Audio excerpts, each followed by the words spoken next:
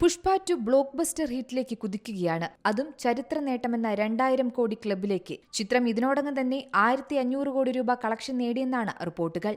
ഹിന്ദിയിലും ഡബ്ബ് ചെയ്ത് പുറത്തിറങ്ങിയതോടെ ഇന്ത്യയിലെ മുഴുവൻ തിയേറ്ററുകളിലും ചിത്രം റിലീസ് ചെയ്തിരുന്നു.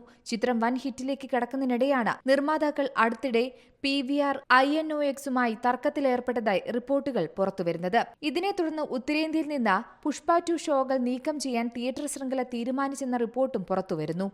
അറസ്റ്റിലായ മനോബാല വിജയബാലനാണ് പുഷ്പ 2 ഉത്തരേന്ത്യയിലെ PVR INOX തിയേറ്റർ ശൃംഖലയിൽ നിന്ന് ഒഴിവാക്കിയതായി അറിയിച്ചത്. എന്നാൽ പിന്നീട് മണിക്കൂറുകൾക്ക് ശേഷം ചിത്രത്തിന്റെ നിർമ്മാതാക്കളും തിയേറ്റർ അധികൃതരും ചേർന്ന് പ്രശ്നം ചർച്ച ചെയ്ത് പരിഹരിച്ചെന്നും മനോബാല എക്സിൽ കുറിച്ചു.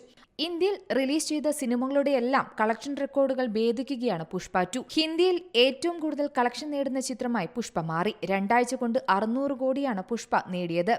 ചിത്രത്തിന്റെ പ്രൊഡക്ഷൻ ഹൌസായ മൈത്രി മൂവി മേക്കേഴ്സ് പറയുന്നതനുസരിച്ച് അല്ലു അർജുൻ നായകനായ ചിത്രം ലോകമെമ്പാടും 1500 കോടി കളക്ഷൻ നേടി.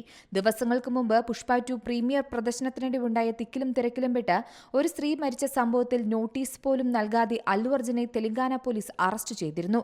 ഇത് വലിയ വിവാദമാവുകയും ചെയ്തു. തുടർന്ന് പോലീസ് സ്റ്റേഷന് പുറത്ത് രാത്രിയും വൈകിയും ആരാധകരുടെ പ്രതിഷേധവും ഉണ്ടായി. പിന്നാലെ തെലങ്കാന ഹൈക്കോടതിയുടെ ഇടപെടലിലൂടെയാണ് താരത്തിന് ജാമ്യം ലഭിച്ചത്. National desk C Malayalam news. ഏറ്റവും പുതിയ വാർത്തകളും വിശേഷങ്ങളും വിരൽ തുമ്പിലറിയാൻ സി മലയാളം ന്യൂസ് എല്ലാ ഡിജിറ്റൽ പ്ലാറ്റ്ഫോമുകളിലും ലഭ്യം.